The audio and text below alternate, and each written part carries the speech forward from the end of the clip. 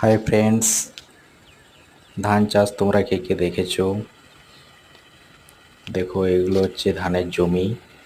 সবুজ সবুজ যেগুলো দেখা যাচ্ছে, এখানে ধানের চারা তৈরি হয়েছে, মানে বীজ থেকে ধানের চারা তৈরি হয়েছে। এই চারাগুলোকে আবার উঠিয়ে মূল জমিতে পোঁতা হবে।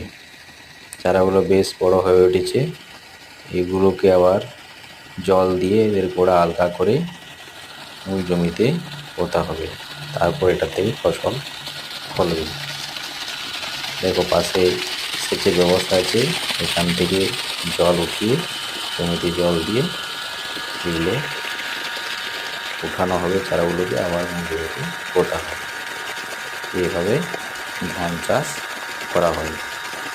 ঠিক আছে, যদি কারো ভিডিওটা ভালো লাগে লাইক কমেন্ট করবে। এটা আপনার পেছন